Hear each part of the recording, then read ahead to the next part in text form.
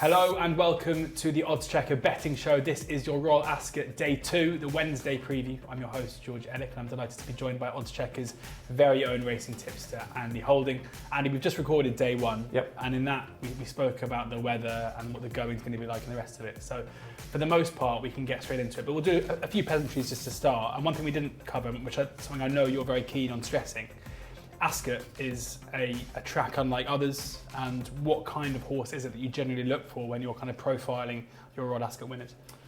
Usually speaking, George, you want horses that come from off the pace. It's very, very difficult by and large to make all the running on the straight track. Races like the Royal Hunt Cup, it has been done in the past. I think one of Amanda Perrett's did it not so long ago. But generally speaking, you want to be on horses that have nothing to do with early speed. Give them plenty of chance, and then once the sort of 2 furlong marker comes, that's when they engage. I think that's probably one of the reasons why Jamie Spencer, for instance, rides the straight track as well as anyone, because habitually I think he likes to give his horses a chance in their races and rides them accordingly. The round track as well, similarly, it's very difficult to make all on the round track. It's a short home straight, but it's a long way if you've made the running up to that point. It's all uphill as soon as you turn for home. Plus the fact that you want Ascot form if you can. That's what I 9 times out of 10, particularly in the handicaps, try and look for. It's a bit more tricky when you're dealing with the 3-year-olds and the juveniles that haven't had the experience. But those 3-year-old handicaps, such as the Britannia, the King George handicap, there's a little bit of a leap of faith there with regards to whether they handle the track or not. But the more established races, let's say, most of the field would have probably raced at Ascot at some stage. And if they haven't, I think that's a disadvantage. Great stuff. Well, let's find those horses with Ascot form in the book. We'll get into Wednesday's racing now. Before we do, just going to, as ever, point you in the direction of the Oddschecker app and the website as well. There you can find the best prices, bookie offers, free bets and pace terms, which are all important here, as well as Andy's tips and Steve Ryder's on there as well, where you can find those tips first and foremost. So go and download the app now. We've listened to your feedback in the past, and we're recording this one a little bit earlier. We're recording this on Thursday before the week's racing, and that does mean that we do have horses that have multiple entries. We've got horses that are going to come out at the final deck stage as well. So you have to bear with us a little bit. It's not quite as cut and dry as these being the final fields, but we have a pretty good idea of who goes where. It's fair to say that trainers these days are asked their plans for these horses a fair bit in the lead up to the week. So hopefully we'll be able to cut our way through that. And we're going to start with the first race on Wednesday, which is the Queen Mary Stakes, the Group 2. And here, Born to Rock is just about favourite at 9-2 with William Hill, 4-1 pretty much across the board elsewhere. Beautiful Diamond, 5-1. Classic Flower, one of those maybe unlikely runners, is 10-1. But Midnight Fair, 10-1. Got to Love a Grey, 10-1. Crimson Advocate, 10-1. Ocean Mermaid, 10-1 as well. And a few others, 12-1, bar those. Andy, how do you see this for the opener on Wednesday? Well, call a lot of the 2-year-old races, traditionally over the years, what we found, us guys that do the time figures together, we don't often find that the market mirrors the numbers that we have, and there can be prices that are completely out of whack. But in this instance, in the Queen Mary, probably because there's a lot of people out on social media that advertise these times, and it's not just us that do them. They've managed to work out the right favourite based on the time figure she did first time. That's Born to Rock. Marginal favourite though. Marginal, yeah. Obviously, you have to shop around. She was well touted on her debut at Yarmouth not so long ago, and she really did know her job. Got to the front, and I always like horses that quicken off the front. I think the ones that sort of get the luxury running in behind the speed and then they show a good turn of foot, they've obviously preserved energy, but I think it's really more impressive when it's done by a 2-year-old from the front. And her back end sectionals really did back up the overall time as well. The time figure was incredibly good. A figure that surpassed anything that any of the 2-year-old fillies achieved going into last year's Queen Mary. To give you some kind of context, dramatised, we had that horse top of the figures last year, and she obliged and beat the American horses. So there's a good chance that the UK horses are very much above average. So a huge amount of respect to not only that horse but to her trainer as well. I think Jane Chapelheim often goes completely under the radar. and her horses get underbet. But she's got an amazing record in these, sort of big races when she's got a good one. I think she had was it 2 winners and 2 seconds last year from 4 runners, something like that. Yeah. Don't quote me on that, might be wrong, but I know she had a very good Royal Ascot last year, and there's a good chance that she will do again this year. It's not the only horse that she's got with a live chance. So I think Born to Rock is definitely on my shortlist.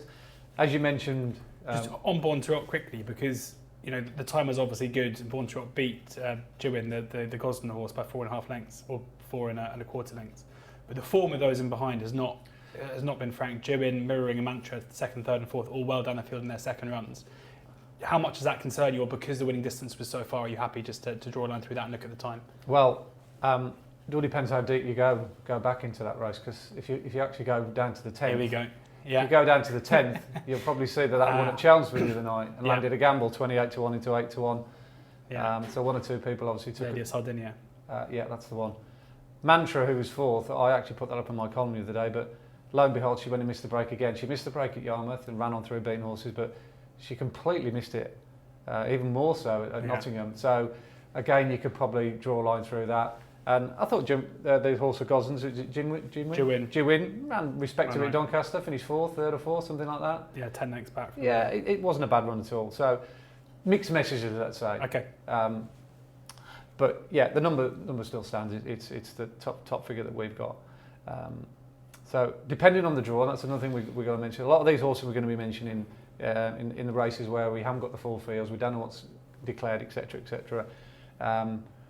They're subject to flux because, say I've got a short list of 2 or 3, even in some cases, one gets drawn 20, 25, and it's all middle to low on the evidence of day one. Then obviously I've got license to sort of change and move my chess pieces around the board accordingly. So providing this does get a good draw, then that will definitely be on my shortlist. And the other one is the second favourite, which, like I say, it sometimes doesn't always go like that. But Beautiful Diamond clocked a decent number. Not as good a time as Born to Rock did at Yarmouth, but it's just the manner she did it in Nottingham. She was one of these breezers. I think she cost 320 grand as a breezer. Impressed a lot of the breezers. I think it was at Doncaster. Hence the fact that she was well sought after. And boy, oh boy, did she really quicken. Fantastic back-end sectional, 33 and change. It was a race that Mantra actually ran in, so if you're looking for a like-for-like guide, which could be a little bit spurious, but Mantra was never in that race at Nottingham behind Beautiful Diamond, whereas she was relatively close up to Born to Rock at Yarmouth. And interesting, the Beautiful Diamond is basically sent off the same price as Mantra, despite Mantra having that form in the book as well. Absolutely, yeah. But yeah, just liked everything about it. And of course, Colbert's just got an amazing team of 2-year-olds, as we know. He's delivered the goods right from the start of the season. He's got the likes of elite status we'll talk about. The horse that won the Mary Gate at York. He actually had the second as well. He's got second favourite here, so he's got a really strong, powerful bunch of 2-year-olds. So yeah, I think she's a real contender. Those are the only 2 actually that really kind of stood out. I haven't really got too many further down the list. I've looked at all the American horses, Wesley Ward and what he's likely to bring over.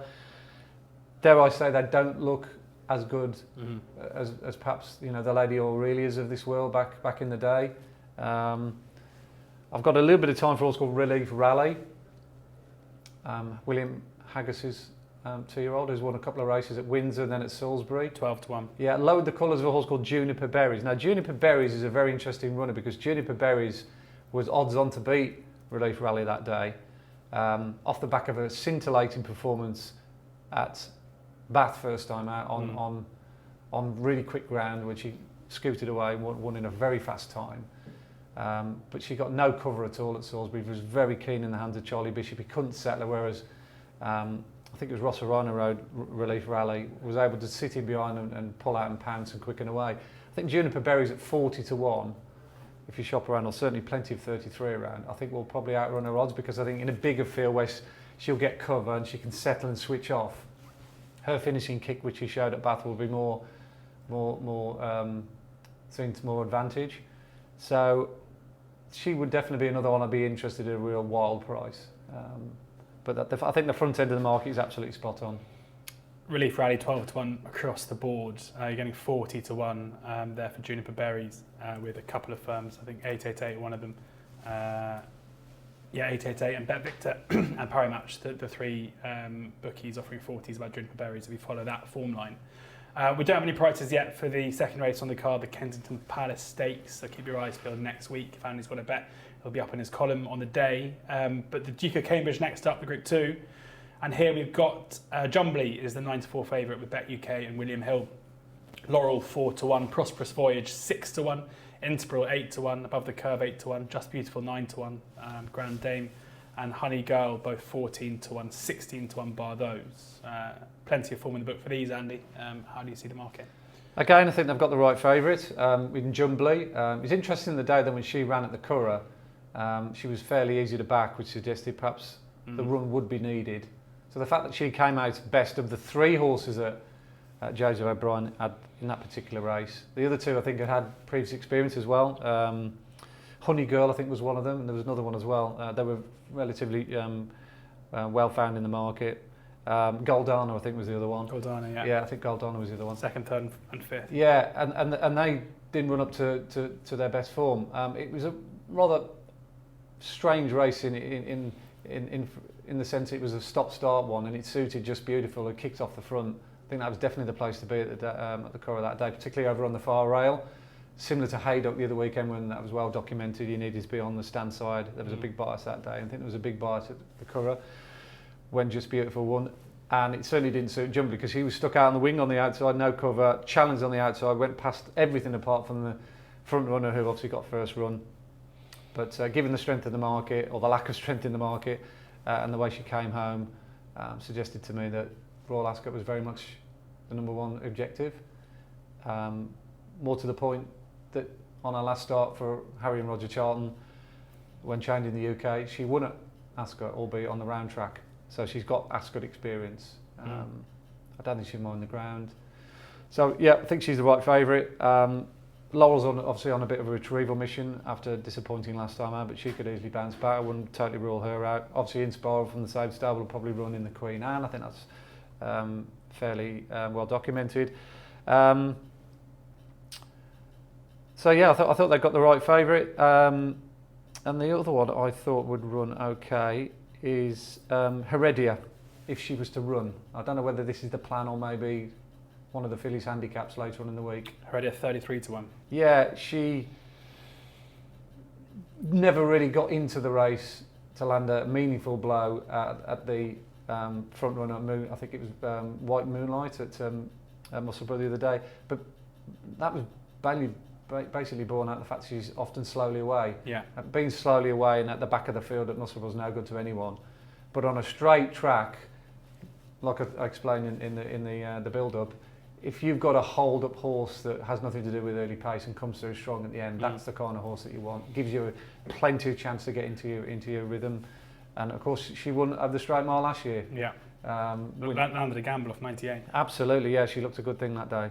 So she'd be an interesting runner if she used to run here. But I've got a sneaky feeling there might be something on the agenda with regards to handicaps with her. Maybe not this particular event. So I think Jumbly's the number one choice for me. Yeah, still got a rating of 102, so £24 higher than that winning mark last year. Yeah. Heredia 33 to 1 as it stands now, but maybe not one to back now because obviously before final decks that would be a loser. No non-run, no bet around for Royal Ascot. On to the first, the only Group 1 on the card on Wednesday. It is of course the Prince of Wales, and here we've got Luxembourg heads the market 2 to 1 with every single firm on oddschecker, which is pretty rare. Adayar is the 9 to 4 second favourite, 7 to 2 My Prospero, Baybridge 11 to 2 and 16 to 1 bar those. An interesting race this where you've got 4 quality horses at the top end of the market with others who are seemingly, you'd think this race is going to cut up a fair bit over the next couple of days. Where do you see it at this stage? Yeah, we might not get each way betting 1, 2, 3 here. I think could be 6 or 7 runners, which will be a bit of a shame from that perspective. So if you do fancy something now that's an each way price, then probably now is the time to take advantage. I've got nothing bad to say against Luxembourg. He's an extremely talented horse. I think he wants it like this, wants it like our table. I think he really quickens well on it. Some people saying to me, he wouldn't break glass with his stride. He kind of like flicks over the ground. And he was really good when he won last time at the Curragh. The other horse came at him and he battled again when he looked like he might come out second best. So he has got a decent heart. I don't think he's got a glass chin at all. But I do slightly prefer Adayar. Not necessarily at the prices, because they're both 2-1 each or 2, and you can get 9-4 for Adayar if you're being picky. But the way that he turned away Amnart, he went up extremely highly in my estimation. I've always thought he was a good horse, but dropping back to 1.25 miles up against Amnart, I thought at the time was the new coming over 1.25 miles based on his numbers that he did last year. And Charlie Appleby's charge just blew him away, and Amnart's gone on to win subsequently. So the form's rock solid, and the beauty about Adayar as well, unlike Luxembourg, he's got Ascot form. I think it's so crucial that you've had a run or two around Ascot, and here he has obviously won the King George on quick ground. At the time that might have been thought as not ideal for him. There is 1 or 2 showers forecast for next week as well, so if it does ease up a little bit, then that'll definitely help his cause. But all in all, he comes in now in excellent form. And another thing to point as well and stress is that Charlie Appleby's horses are now in much better form than they were even at the time when Adayar was winning, but particularly the period around the Derby and the Oaks when both of his classic contenders ran really bad. I think his horse Military Order finished last of 20. It was impossible for that horse to finish last. There must have been something wrong with the yard for that to happen. I think that was the telltale sign. But now they seem to have come out the doldrums, which is great going into the Royal Meeting. That's when you want your horses peaking, isn't it? Not 2-3 weeks prior. It all points in the direction of Adayar for me. Adayar 9-4, 2-1 across the board, but 9-4. That is with Bet365 and Bet UK, and the selection in the Prince of Wales. Now on to the 5 o'clock, the Royal Hunt Cup, where we've got Perotto is the 8-1 favourite ahead of Saga at 9-1, Astro King 10-1, Gali 12-1, Shining Blue 14s, Awal 14s, 16-1 Latam, and Chasing Aphrodite and Croupier, Blue for You. I mean, plenty here. Again, because we're doing this early on, there are about 750 horses priced up at this stage. But Andy, from where we're sitting right now, who do you see being the value? I should also say that a couple of firms are already going 5 places as well. Paddy Power, Betfair Sportsbook and Betfred are already offering the 5. I think on the day you're likely probably to get 6 or maybe even more. Maybe even more, yeah. Who knows nowadays with bookmakers what they'll be prepared to offer you. I'd say minimum 6 places on a race like this. You'll probably need it as well. I think maximum field, isn't it, 30 odd or whatever, 32. The draw is obviously going to be more crucial in a race like this than it would do me talking about group races where there's only been 7 or 8 runners. So I'm going to kind of not necessarily keep my powder dry, but the ones I'm going to mention now, they could easily change if they get absolute rotten draws. Yeah. And I must admit, when I knew I was going to do this podcast and you're piecing it together in advance, like a week or 2 in advance, I was rather hoping that the one I was going to be talking about predominantly was going to be a better price than what he is, but I think a lot of shrewd people have come down on the side of Perotto. I mean, he was like 16-1 when Anti-Post books open. I haven't backed him, by the way, so I'm not sort of flagging up being a wise guy. I haven't touched him yet. But he's very much got the right credentials and the right profile for this race. First and foremost, he ran the Victoria Cup, which is probably one of the most preeminent trials for the Royal Hunt Cup. You often find that running in that big field handicap over a trip short of your best, it gives you a natural progression into running over a furlong further a month later. And all his best form, Perotto, is over a mile and a straight mile as well at that. He won the Britannia Handicap, I think it was 2 years ago, maybe 3 years ago, and trained by Marcus Tregoning. It's interesting that the same owners have got him, but then he's now with a different trainer. It's almost as if they said to Roger, right, we want you to train this specifically for the Royal Hunt Cup. Not as though that Roger Charlton needs telling exactly what to do with the horse or the programme book, but I've got a feeling that conversation has definitely been had. And he very much ran with like he was in need of further in that Victoria Cup. He did all his best work at the end. I think he finished 8th or 9th. Might have even been closer. Might have been, was it 7th? 7th. 7th, sorry, yeah. Fifth in 14 in that group. Yeah, that side. It was an excellent effort. Not knocked about, wasn't given a hard time. He's got that run under his belt. He's got that run under his belt at Ascot, and he clocked some really good times in small field conditions races last season. I think he ran against My Prospero at Windsor. That was his fastest ever time, and even though it was only a 4 in a race. So he's still maintaining his form, even though his form figures actually don't look that bright. So yeah, he'd been the number one choice, and the other one, I'm almost getting to the point where we're having a bit of a sort of like a love-in with Jane Chapel-Hyam, because I've got to mention her horse, Intelligent, who was a brave, gallant second last year to Dark Shift, who was obviously very well handicapped. And Intelligent, for 9/10 of that journey, looked as though he was going to pull off a shock. I think he was a 40-1 poke.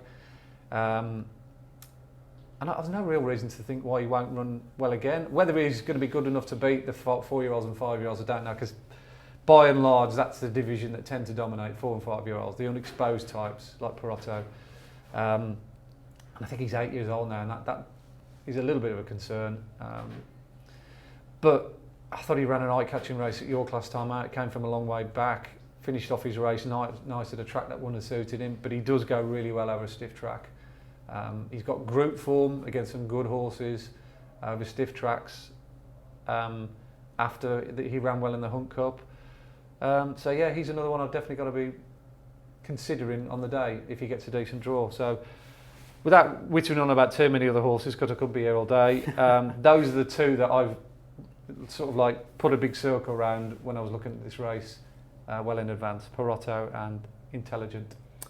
Intelligent 16-1, 365 Sky Bet, Hills, Unibet, a couple of others as well, and at the top of the market there, Perotto, with pretty much all firms. A couple go 15-2 and 7-1, but 8-1 widely available about Perotto, the favourite for the Royal Hunt Cup, and the one that I think Andy wants to be with, although he isn't yet, and he missed the fancy prices. On to the final race on the day, because the Queen's Vase is yet to be priced up. It will be in the coming days, I'm sure. We've got the Windsor Castle. Only one firm up for the Windsor Castle as it stands, that is Unibet, but that means we can give it a preview. And Fandom and Barnwell Boy are the joint favourites at 9-2. Maximum Impact 6-1, River Tide 6-1, the Liffey 8-1, Alabama 9-1, American Rascal 10s, His Majesty 10s, Mon Nasiev 10s, a couple others at that price too. I know, Andy, that Maximum Impact is a horse that came out very strongly in your figures on debut. Follow that up with a win next time at Ascot.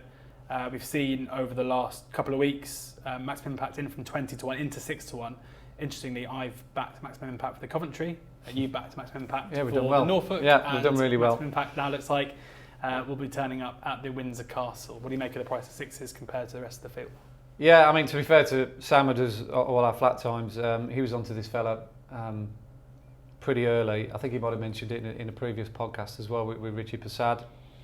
So I'm probably going to be repeating a lot what Sam said, but yeah, I mean, I hold him in high regard as well. I mean, the number he did first time out at Leicester was particularly eye-catching. I kind of want bottomless ground. Yeah, I know. Yeah, exactly. Yeah, you could take that one of either way. You could say, well, you know, wide margin winner, is the time reliable? But for a 2-year-old to run as quick as he did in that ground, I took the opposite view. I thought, well, he must be pretty good to run that hard and do that number.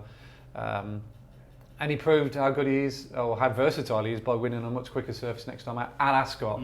And I think that was the key. You knew he was an Royal Ascot horse. The fact that Connections took him there to give him a sight of the track. He wasn't as brilliant as he was at Leicester, but he was obviously up against a stiffer standard of opponent. And I like the way he hit the line. So, of course, I was looking at that moment thinking, all right, what race do I back him for? I've got to get him in my book somewhere. I've got to get him in my portfolio. And I was thinking quite high of him. I was thinking, well, surely Connections will be thinking Norfolk, because that's the best 5 furlong, the classy of the 5 furlong races. But maybe I'm a race and I've got something else for that. So by the looks of it, all according to all reports, he's going to come here, which is it's probably the weakest of the 4 or 5 2-year-old races we're going to be discussing. On status as well. Yeah. But that can be misleading, because Little Big Bear won it last year. He parachuted into it in the last minute, didn't run in the Norfolk when everyone thought he would. And of course he went and beat George Scott's Rocket Rodney, which is a real shame for the Connections. They're still ruining that. So you can get some real quality in this race. And Maximum Impact is definitely a quality horse. I think Fandom, the current market leader with Unibet, I think that goes to the Coventry. Okay. By the looks of it, I think he's already jocked up to run in that race. He'd be a very interesting contender because he was good on his debut at Keeneland. And I just will mention one at a big price, just because George Scott trains it, and it's the same owner and connections as Rocket Rodney last year. A horse called 7 Questions, who had an eye-catching debut at Redcar, so fairly humble beginnings. He was drawn badly that day, but finished a respectable 4th against the track bars because they all went over to the far side like they tend to do now at that track. And then he got beat at Yarmouth the other day, but he had a real tricky draw to overcome. He was drawn in stall 1, and I had a feeling that stall 1 might just be his undoing, and that proved to be the case. He got there travelling really well, but that effort to get across to the main contender from the George Bowie stable and eyeball him, the two of them had a real joust for the lead, ultimately cost him because the horse that was held off the pace came and picked their pocket. But I think in a bigger field, a better, stronger run race, 7 Questions will definitely be capable of outrunning his odds. Whether he's good enough to duplicate what Rocket Rodney did, I don't know. I don't think priced up as it stands. It probably wouldn't be, no, but he definitely does go. So that's one to keep your eye on. Yeah. Your eye on He'll be 25, 33 to 1. He'll be not after you just said this, Andy. You know, you've busted the price now. I doubt that very much, but he look. All I'm saying is, if he gets, should have come here and said it was absolutely no chance. I know. I should have done that. But anyway, look, I'm here to sort of like try and come up with a few alternatives to the obvious. And he might well be one if he gets a good draw. So 7 Questions, presuming he does line up in the Windsor Castle, is definitely one to consider. But Maximum Impact would be the number 1 choice. Great stuff. Maximum Impact, as I say, 6 to 1. 7 Questions yet to be priced up, but will be in the coming days. That brings our Wednesday preview to a close. Make sure you subscribe to the Oddschecker YouTube channel. We've recorded day 1. We're about to record 1 bumper show for days 3, 4 and 5, given we're doing this early, so you can find those there. Download the Oddschecker app where you can find all the best prices, bookie offers, free bets, place terms and Andy's tips amongst others straight to the app every single day of racing. Thank you to Andy as ever for sharing his tips and insight. As I say, we'll be recording another preview in just a second, so make sure you do go and check that out. Hopefully a couple of winners in this one, but please do ensure that you're gambling responsibly.